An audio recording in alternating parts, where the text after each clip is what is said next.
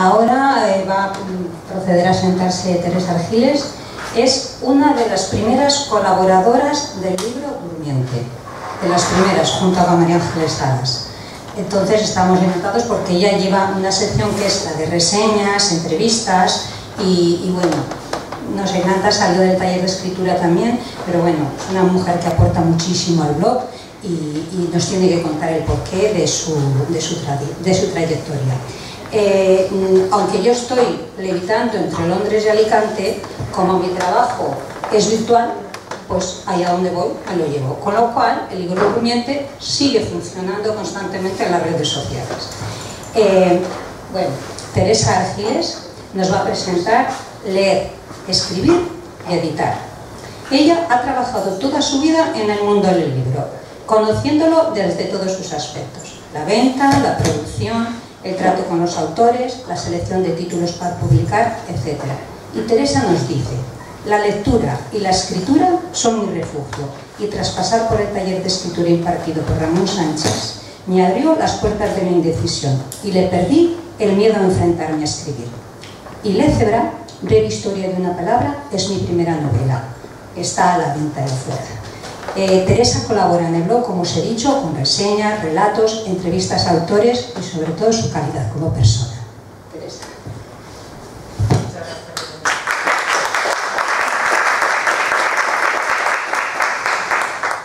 Bueno, buenas tardes a todos. Encantada de volver a ver a unos compañeros que ya hacía tiempo que no veía, y sobre todo encantada de haber conocido un grupo de gente que ahora formamos, pues un grupo que está siempre huyendo de ideas de lo que podemos hacer, de lo que podemos escribir. Cuando Marcos me dijo que si quería participar, pues sinceramente en un principio digo, pues claro, después vas madurando la idea y dices, ¿dónde me he metido yo? ¿Qué voy a decir?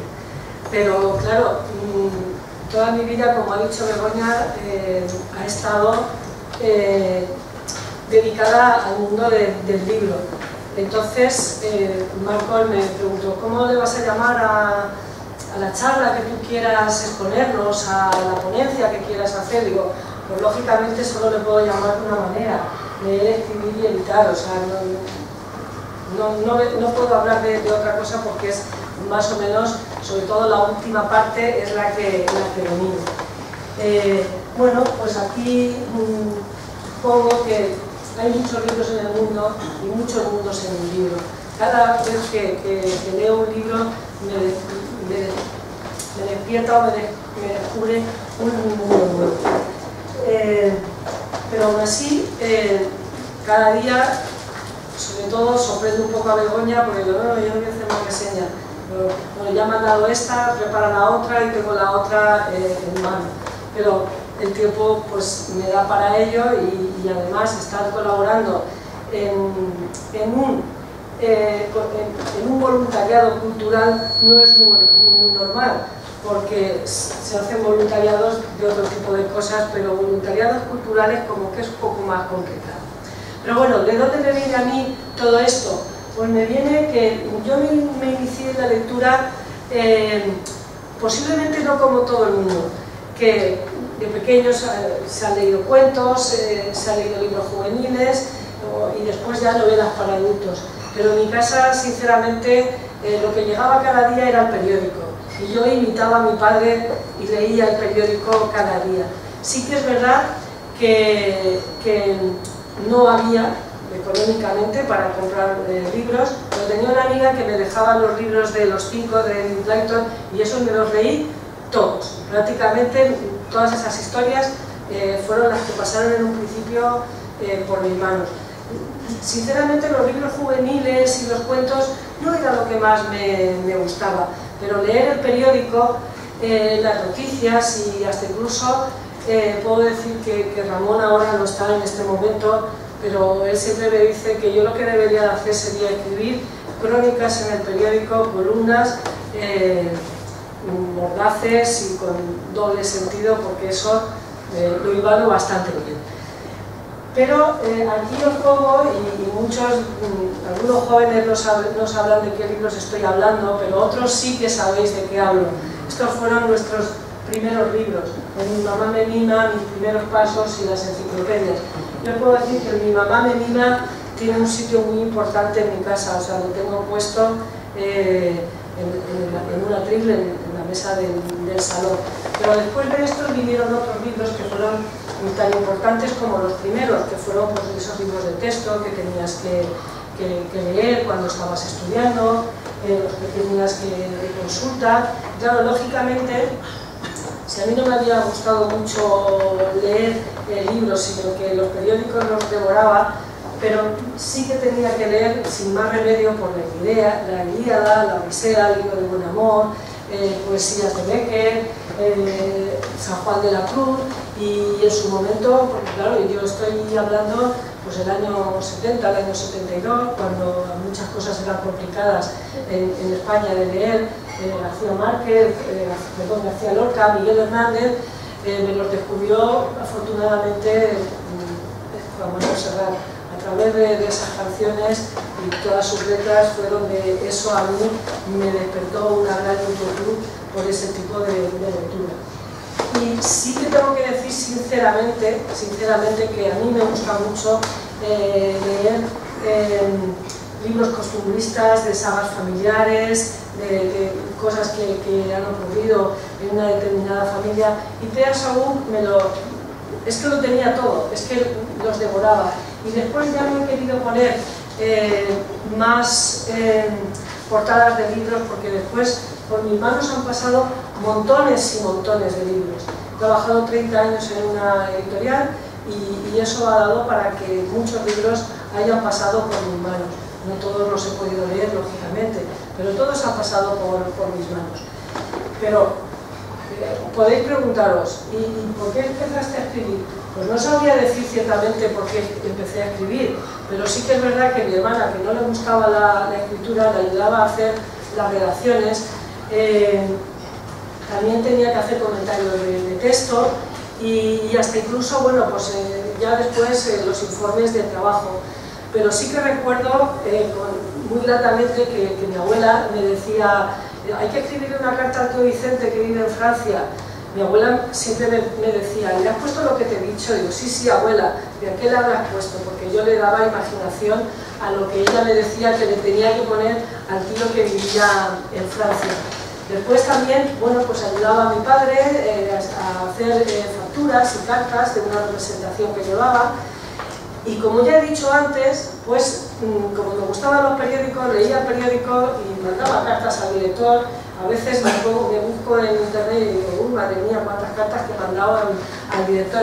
Y me he quejado de muchas cosas. De pocas me han contestado, pero una sí que me contestaron, y fue que mi madre, con 85 años, me mandaron una carta para ser jurado en un juicio. Y eso salió en el periódico y todo. Bueno, me quedé el oficio de protestar y de escribir, y en ello estoy. Pero bueno, sí que tengo que decir que hubo un libro que me costó muchísimo, muchísimo leer, y fue 100 años de soledad.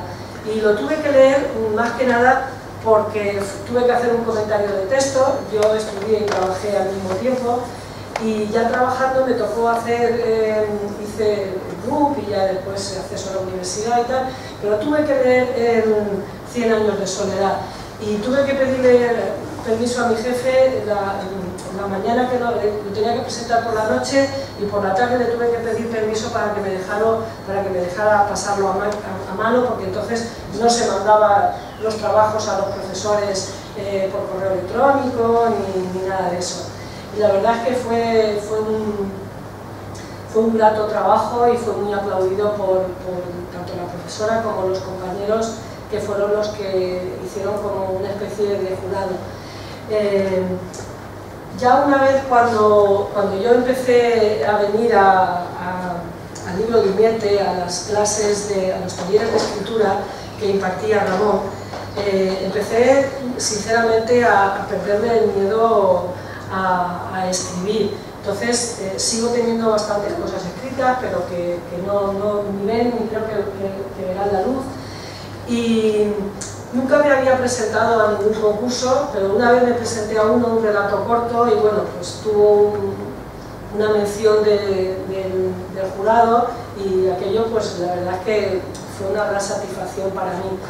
Me gusta escribir cosas, y como antes ha dicho Marcos, nos gustan ciertas películas, nos gustan ciertas series, nos gustan ciertos libros porque nos vemos reflejados. Y yo muchas veces cuando escribo cosas, me gusta escribir cosas cercanas, o que yo las pueda hilar porque conozco un poco de qué va el tema. Pero sí que os puedo decir una cosa, y es que las grandes editoriales tienen grandes estrategias para publicar libros y para que ese libro se mueva en el mercado, sea bueno o sea malo.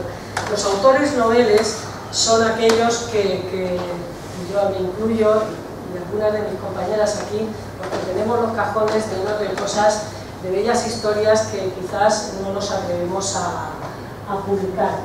El oficio de escribir no se abandona nunca. Yo creo que a uno le gusta escribir o hacer determinadas cosas, y eso puede ser que lo aparque.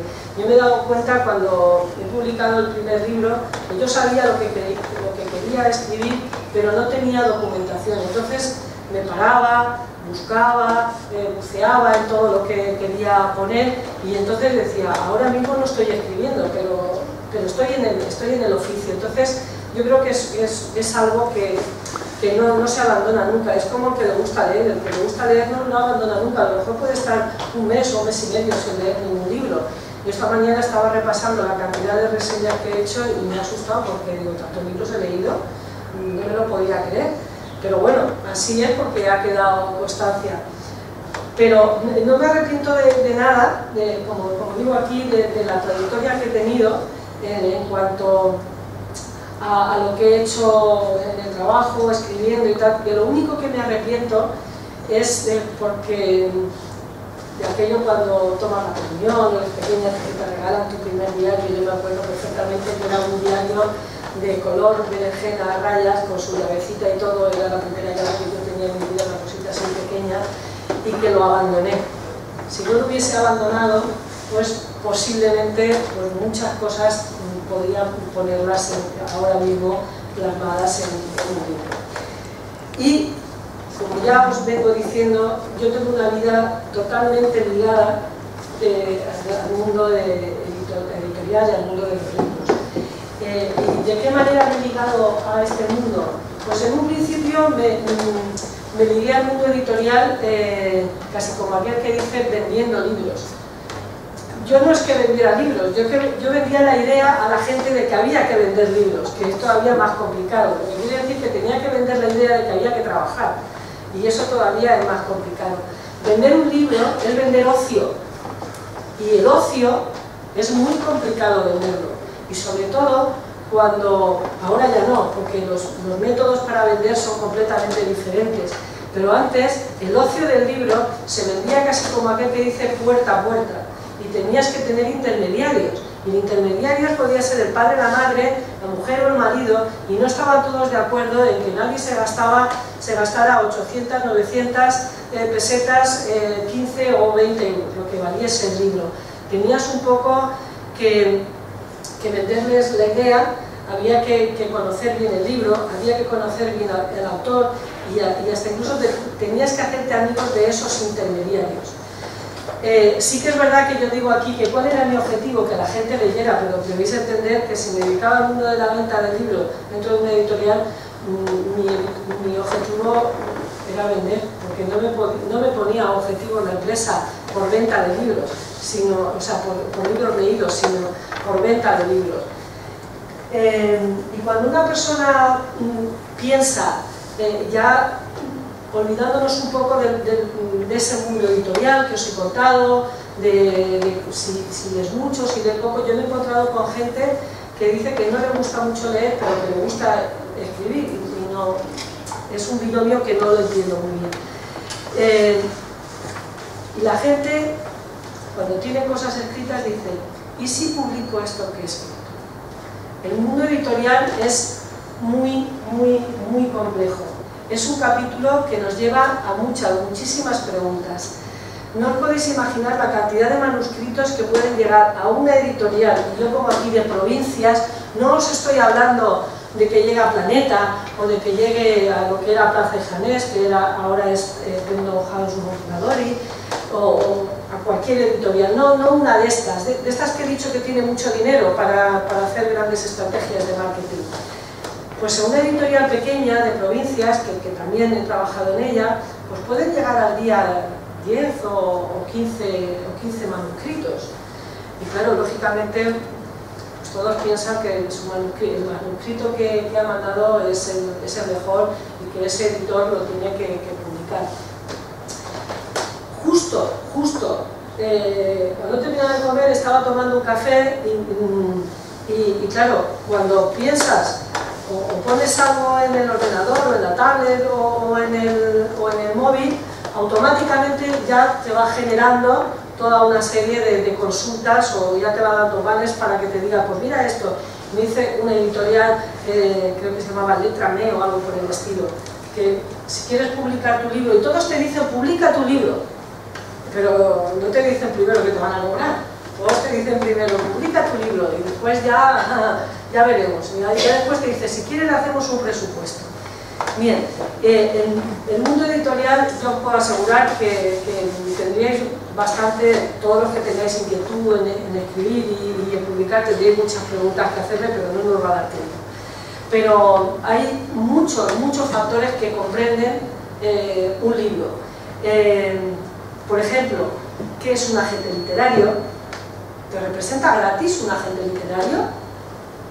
La gente, si estuviese Ramón aquí, nos podría decir muy bien lo que es un agente literario. Yo también lo sé. El agente literario es uno de los intermediarios que hay entre el escritor y el lector. Es uno de los intermediarios que hay muchísimos. ¿Y qué cobran? ¿Qué cobra un agente literario? Pues mira, normalmente un agente literario tiene un presupuesto o un porcentaje para cada libro, por los libros que editan los autores que representan, y es una parte importante. ¿Qué son las galeradas? ¿Qué es el ISBN? ¿Qué es el depósito legal? Yo al ISBN y el depósito legal le llamo las matrículas, porque nosotros, por ejemplo, ahora podéis ver el libro de los relatos que nosotros hemos hecho, y tiene depósito legal, pero no tiene ISBN. No tiene ISBN porque no es un libro que vosotros lo vayáis a poner, lo vais a buscar en la base de datos de la Biblioteca Nacional y no lo vais a encontrar, porque no es un libro que está publicado al uso de la venta. Tiene coste, lógicamente, y es el que nosotros tenemos que soportar. Pero hay muchas cosas gratificantes en el mundo del libro. Yo me he encontrado con muchas cosas gratificantes. El estar en contacto directo con autores, el estar en contacto directo con manuscritos inéditos, manejar la producción de un libro, estar en ferias para profesionales de la edición, estar en ferias para profesionales de las editoriales, estar en muchos sitios y conocer a muchos autores que ahora tienen mucho renombre, y que en la editorial que yo trabajé, una multinacional alemana, en el grupo Westermann, Círculo de Lectores, pero que es un mundo muy complejo, y muchos autores de los que ahora tenemos. Yo con María Ángeles Salas me río mucho, porque tienes que ver a Iker, digo, mira, Iker Jiménez lo tengo tan visto, ha venido a tantas reuniones nuestras antes de que pudiese vender libros que estoy ya saturada de él. Pero hay una cosa que solo el editor la puede hacer, y es cuando un libro llega de la imprenta, cogerlo y olerlo. Eso no tiene precio. De hecho, nosotros nos encontrábamos en la editorial, todos cogíamos los libros a ver qué olor tenían. Y me acuerdo que en una ocasión, en una presentación que vino a hacernos particular Julia Navarro, trajo unos manuscritos que nos regaló a todos los componentes de la dirección, y todos abríamos las cajas y íbamos a oler el libro. y eso era lo que es una de las cosas que llenan, aunque muchos, si no lo han podido experimentar, no lo sepan. Esto de hablar de editoriales de provincias, ¿qué es? Hablar de editoriales de provincias es que si una editorial no hace muchos libros de un libro, o sea, no hace una tirada grande, ese libro no podrá estar en toda la librería, no podrá estar en los lineales de venta, no podrá estar en los mostradores, no podrá estar en las estanterías. Entonces, lo que no se ve, no se compra. Hoy en día tenemos la facilidad de que tenemos esta inmediatez de la información, que lo tenemos todo, lo podemos ver todo en un momento.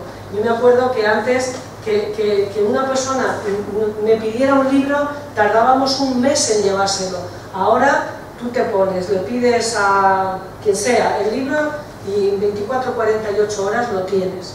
Pero claro, en un mundo global, lógicamente, eso es lo que nos lleva a que estemos todos con una información y tenerlo todo de primera mano. Y de esa información, un pequeño apunte. En 2018 se vendieron 160 millones de ejemplares, un 1,6% más que en 2017. Se editaron 76.000 títulos, 57.000 en papel y 19.000 en digital. Supuso una caída en las ventas y en la edición sobre todo, pero porque se han vendido menos libros de divulgación y menos libros de consulta, y entonces eso se nota. Sí que es verdad que el libro estuvo, sobre todo el libro digital, estuvo durante un tiempo soportando un IVA muy grande, 21%, cuando realmente el IVA del libro en papel es un 4%. Entonces, eso también se nota a la hora de que el libro en digital se pueda vender más o menos. Está también imperando, que aunque no lo he puesto aquí, pero está también imperando los audiolibros. A mí eso me da mucho miedo, el audiolibro me da mucho miedo, porque muchas personas que no han tenido esa posibilidad de ir al colegio y de que se defienden en la vida con la gramática parda, como decía mi padre, sufren esas faltas de ortografía que puedan tener con la lectura. Con el audiolibro no. Van a seguir cometiendo esos mismos fallos. Está bien, porque hay personas que su visión no les permite ya a lo mejor seguir leyendo, y escucharlo pues les da también una aliciente. La exportación como digo aquí, la exportación de los títulos, claro, lógicamente movernos en un mundo hispanoparlante, pues nuestros autores también se benefician de ello. El circuito del libro es muy, como he dicho, es muy complicado, desde que lo escribe el escritor hasta que lo compra el comprador, el lector, es muy complicado. La editorial nos va a hacer un montón de preguntas, nos va a preguntar cuando le mandemos un manuscrito y contacte con nosotros, si contacta, cuántos libros queremos, que si queremos que el libro tenga solapas, si no tenga solapas, si lo queremos también en digital, si no lo queremos en digital, cuántos libros queremos que tenga nuestra edición, porque cuando veamos, por ejemplo, que dice primera edición, segunda edición, tercera edición de este libro, ¿alguno de vosotros sabe cuántos libros lo componen una edición? ¿Sabéis? Pues los que la editorial quiera. Si la editorial quiere que cada edición de ese título tenga 1000, tendrá 1000. Si la editorial quiere que tenga 2000, tendrá 2000. Si la editorial quiere que tenga 3000, tendrá 3000. Eso no lo pone el autor, lo pone la editorial. Sí que es verdad que a lo mejor pues uno dice, bueno, yo ya he vendido los 200 libros que hice, ya se me han terminado, voy a hacer otra edición. Error tremendo. Lo único que te va a hacer la editorial es una reimpresión. Lo que te va a hacer el editor es una reimpresión de ese libro. porque el ISBN que va a tener es el mismo. Los ISBNs, hay dos diferentes. Hay un ISBN que ese va a estar, es una de las matrículas del coche que yo digo siempre. El libro tiene como el coche el número de bastidor y la matrícula. Bueno, pues el libro tiene el ISBN y el depósito legal. El depósito legal te lo da la provincia, la Consellería de Cultura, tal, pero el ISBN es a nivel nacional. Y hay diferentes tipos de ISBN. Un ISBN que tú lo vas a poner y no te va a aparecer en ningún sitio porque es de una editorial que no lo va a mover, y ISBNs de una editorial que ese libro lo va a mover y va a estar, el libro va a estar presente en todas las plataformas literarias. Entonces, hay muchos editores que te dicen, yo te hago un presupuesto, pero ¿cómo que me hace ya el presupuesto si todavía no le he mandado el archivo? Dígame cuántas palabras tiene. Única y exclusivamente con saber las palabras que tiene, el editor ya va a saber, su departamento de maquetación ya va a saber cuántas páginas va a tener ese libro. Sí que es verdad que si hacemos un libro de relatos, porque dentro de la edición de un libro entra también un poco la estética, entra la estética no solo de la ortografía, sino de la ortotipografía. Y entonces, claro, si yo hago un libro de relatos y son 200 relatos, a lo mejor con 50 páginas tengo de sobra, pero si a lo mejor quiero que cada página tenga un relato y que esté centrado y que esté así, que esté así, pues va a tener otro número de páginas, lógicamente no las que le dé al editor ese número de páginas que puede tener. Entonces, dentro de todas las preguntas pues, que nos va a hacer, pues va a ser eso: ¿está el libro corregido? ¿No está el libro corregido? ¿Quieres que te diseñe la tapa? ¿La tienes diseñada? ¿Quieres que, como ya he dicho antes, quieres que tenga solapa? ¿Qué tipo de letra quieres? Porque según el tipo de letra que tenga el libro puede tener más o menos páginas, lógicamente. Si le ponemos una letra muy pequeña que vamos a necesitar la lupa, pues vamos a necesitar, o sea, el libro va a tener menos páginas. Si el libro tiene, la letra es un poco más grande, pues va a tener más páginas. Si queremos que tenga 2 centímetros de margen cuadrado, pues va a tener posiblemente menos páginas que si queremos que tenga otro tipo, menos o más, que tenga otro tipo de márgenes. Es muy complicado hasta que llega el manuscrito a la editorial y hasta que se le envía al autor la primera galerada. ¿Qué es una galerada? Pues una galerada es ese archivo que bien puede ser el archivo digital o puede ser el archivo en papel, que el editor se cambiará con el autor para las correcciones. Después el autor devolverá al editor esa galerada, se revisará y se comprobará que todo está bien puesto. Como máximo dicen los editores que te puedo hacer 3 galeradas. Muchas veces con 3 galeradas no hay suficientes y otras veces pues a lo mejor con 2 lo tenemos hecho. Dentro de todas las preguntas que te puede hacer, porque hay que sacar dinero de todo, también te va a decir si quieres que te haga marcapáginas, si no quieres, pues, cuando os digan, si alguno tenéis intención de publicar un libro, cuando os digan, es que si te hago marcapáginas es más caro.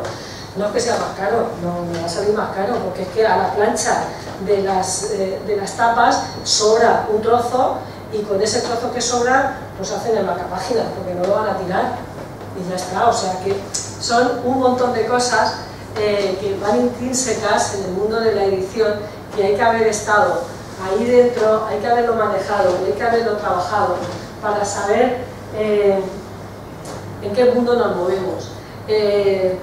No sé cómo vamos de tiempo. ¿Ya? Bueno, pues podría entrar en muchas cosas porque podemos firmar un contrato, lo podemos firmar por un determinado tiempo, puede ser que firmemos un contrato que no tenga duración, pero solo quiero que os quedéis con una cosa. El autor, en connivencia con el editor, pone el precio del libro. El autor se va a llevar el 10% del importe de la venta del precio de venta al público. Es decir, si el libro vale 20 euros, el autor se va a llevar 2 de ese 10%. El 50% se lo lleva la distribuidora. La distribuidora es la que maneja el negocio del libro. Y el editor se llevará el 40%. Dentro de ese 40%, él tiene que recuperar todos los gastos que ha tenido. Le ha pagado a un maquetador, le ha pagado a un corrector, le ha pagado el papel es lo más barato. Lo más barato de todo.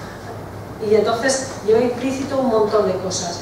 El mundo del libro, como he dicho en un principio, el mundo de la edición es un mundo muy complejo. Y os podría hacer números de lo que puede ganar un autor, Carlos Ruiz Zafón, por ejemplo, lo que pudo ganar con La sombra del viento, pero no es así. Él no ganó un porcentaje por cada libro vendido. Su agente literario firmó un contrato con la editorial y ya está. Y el autor tiene que dedicarse a escribir, el escritor a escribir, el agente literario a promocionarlo, la editorial a hacer el libro y a hacer sus estrategias de venta y marketing. Me podría llevar a muchos números y a muchas preguntas, pero el tiempo es el que tenemos y bueno, después si queréis tenéis alguna pregunta, pues la hacéis, o si estoy por aquí, pues me la hacéis. Pues nada, espero que todo lo que os he contado, algunas cosas las sabíais y otras no, pero que hayan sido de vuestro interés. Muchas gracias.